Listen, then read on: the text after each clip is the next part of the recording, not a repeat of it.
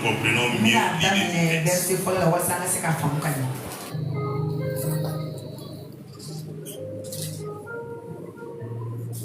Bon, si on prend verset 1, ce serait long, mais c'est l'entrée de Jésus à Jérusalem.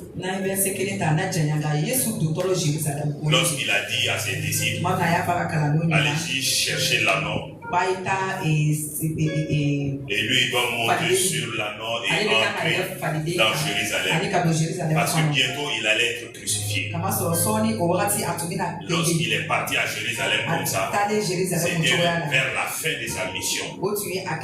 Sa mission terrestre. C'est pourquoi il est entré à Jérusalem comme un roi. Il est monté sur un anneau. Et quand il est entré dans la ville de Jérusalem, arrivé réellement à l'entrée, la Bible déclare les gens ont mis des pailles sur terre. Ils ont mis des rameaux, des feuilles d'arbres là sur terre. Et ils ont dit Hosanna au fils de David. Béni soit celui qui vient au nom du Seigneur. Donc ils ont acquis Jésus en tant que roi. Jusqu'à ce que cela a fait mal aux sacrificateurs, à ceux qui étaient là. Ils ont dit à Jésus, dis aux gens de ces terres-là, Jésus les a dit, si ces personnes se taisent là, les pierres même vont crier pour louer le Père. Et maintenant dans la suite, alors verset 10 maintenant. Verset 10. Il est dit, lorsqu'il entra dans Jérusalem, toute la ville fut émue et l'on disait, qui est celui-ci? La foule répondit, c'est Jésus, le prophète de Nazareth en Galilée. Jésus entra dans le temple de Dieu. Il chassa tous ceux qui vendaient et qui achetaient dans le temple. Il renversa les tables des changeurs et les sièges des vendeurs de pigeons. Et il leur dit, il est écrit, ma maison sera appelée une maison de prière. Mais vous en faites une caverne de voleurs, des aveugles et des boiteux s'approchèrent de Jésus dans le temple et il les guérit. Alléluia. Que Dieu bénisse sa parole.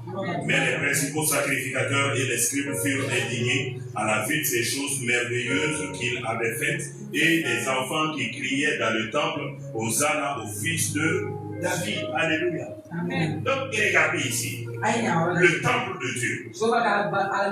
Le temple. Là où les choses de Dieu devaient être adorées. Là où Dieu devait être célébré. Quand Salomon même a bâti le temple, il a même prié. Il dit Dieu, quand les gens vont venir ici, prier là, exauce-les. Et Dieu a dit, il n'y a pas de problème. Je vais les exaucer. Et regardez ce lieu-là. Dieu dit, lui, son regard sera sur ce lieu-là. Il va veiller sur ce lieu-là. Que son nom est en ce lieu-là. Sa présence était dans ce lieu. L'arche de l'alliance était déposée là-bas. Et donc ce lieu était supposé être un lieu d'adoration. Un lieu où Dieu devait être élevé. Un lieu où Dieu devait être célébré. Un lieu où Dieu devait être prié. Un lieu où des sacrifices devaient être offerts. Mais qu'est-ce que les gens en ont fait? Ils étaient en train de prier. Comme ils devaient donner des sacrifices. Vous êtes allé acheter les moutons au dehors. Il dit non, c'est loin. Certains sacrificateurs là, des chefs là, et ils ont déjà ouvert leur boutique de vente de moutons. Certains ont ouvert aussi des tables de changeurs. Parce que pour offrir au Seigneur, si tu amenais ton mouton, que tu vas faire des sacrifices, c'est ta prière, c'est ta louange. Ce sont les sacrificateurs qui devaient faire ça. Toi-même, tu ne pouvais pas faire ça. Tu n'étais pas habilité à entrer dans le lieu saint. C'est pourquoi je disais tout de suite là.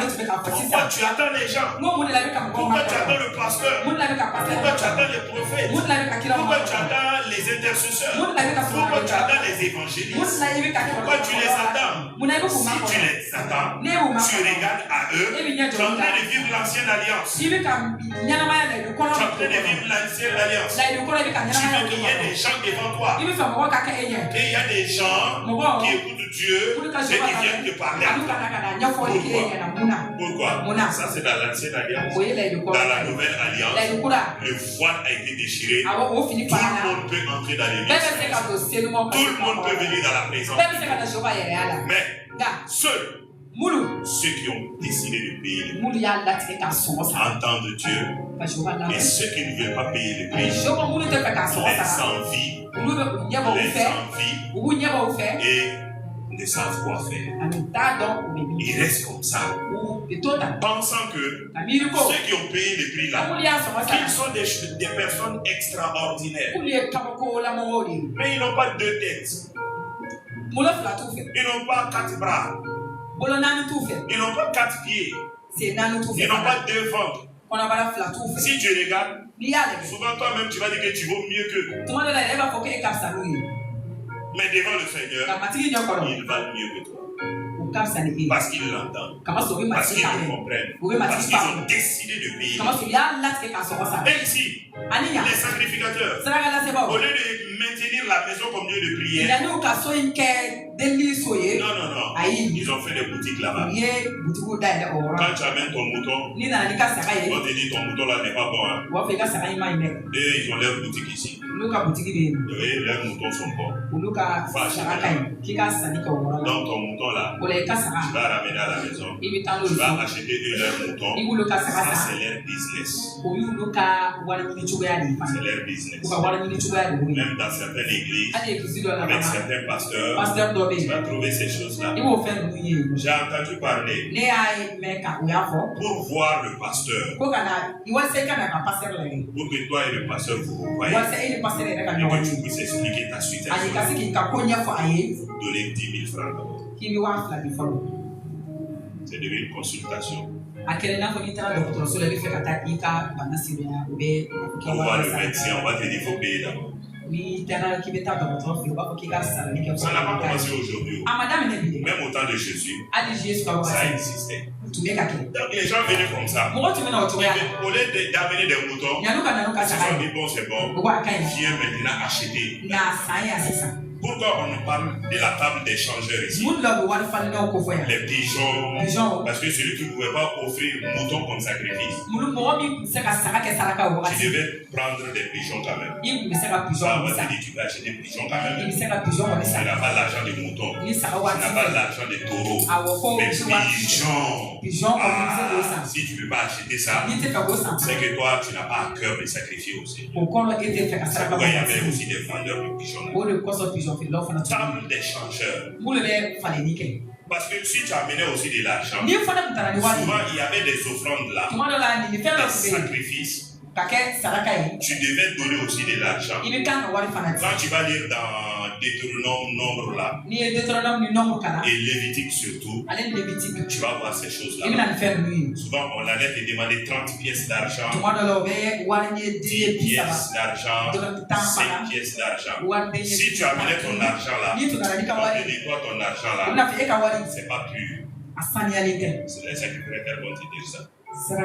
Donc pour donner de l'argent pur à Dieu, ça c'était leur business. Et ils avaient leurs gars placés là-bas aussi. Ils avaient leurs gars placés là-bas pour faire l'argent. Donc ils vont dire bon on va changer ton argent là-bas.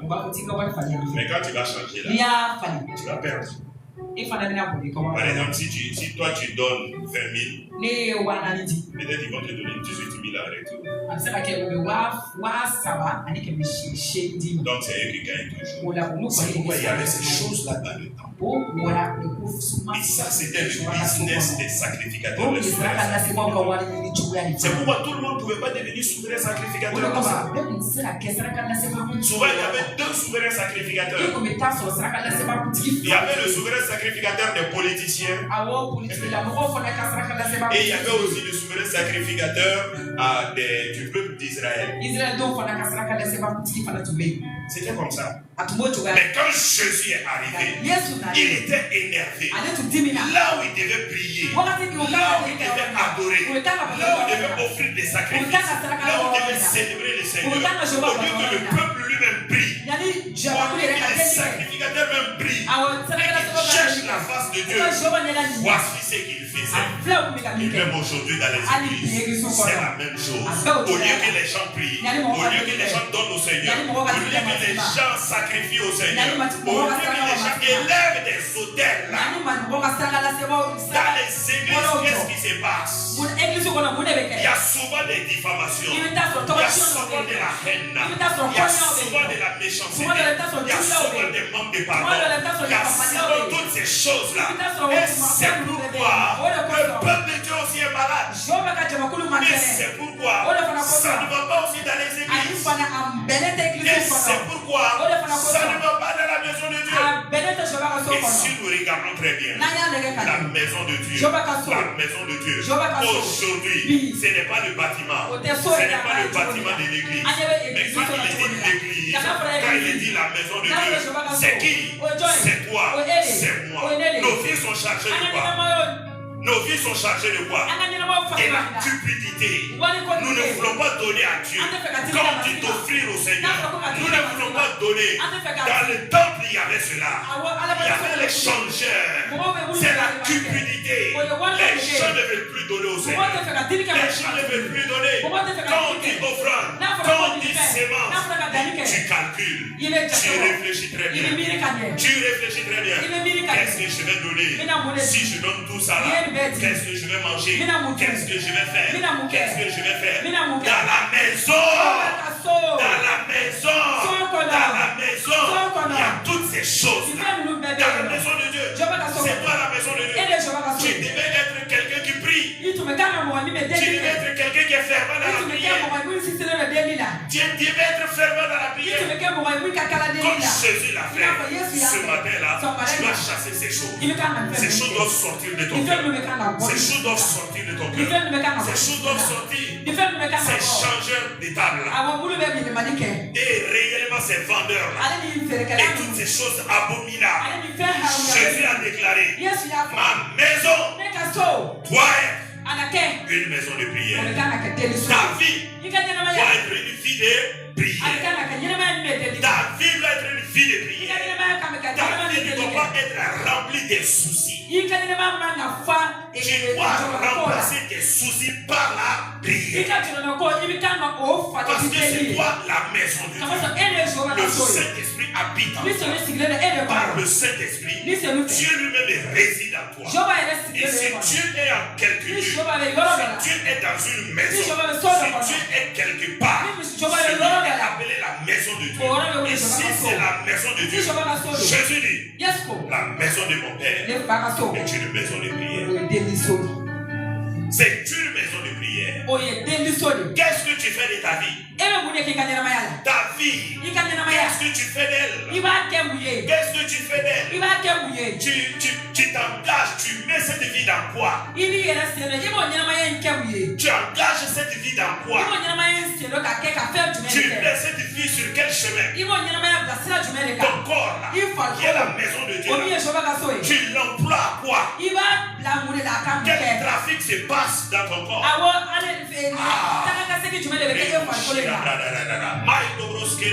Quand tu pries pas,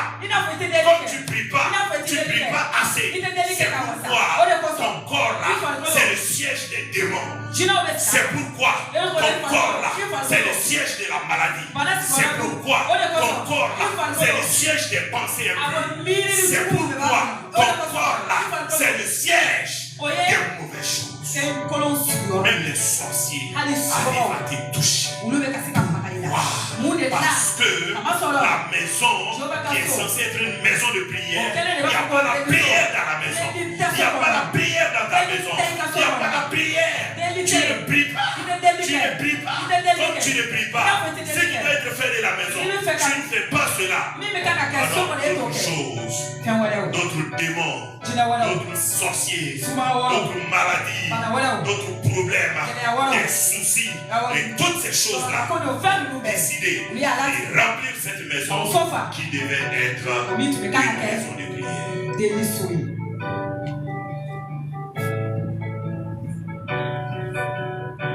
Si tu pries réellement, cette maison qui est ton corps, qui est censée être une maison de prière, ne sera plus le chemin des démons.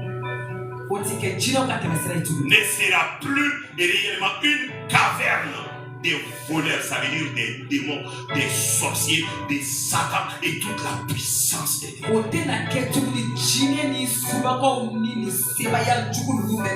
Non! C'est ce que Jésus a dit. Il a dit à la fin, ma maison, verset 13, il est écrit, ma maison sera appelée une maison de prière. Mais vous, il dit, mais vous en faites une caverne de voleurs. Une caverne de voleurs.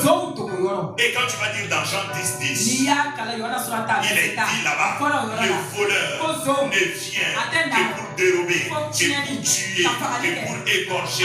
Et le voleur, c'est qui? C'est Satan. Ce sont les démons, ce sont les principautés, ce sont ces autorités-là, ce sont ces esprits méchants dans les lieux célestes. Quand tu ne pries pas, ils ont pris ta maison, ils ont pris ton corps en otage. C'est pourquoi tu veux prier, mais tu n'as pas l'envie de prier.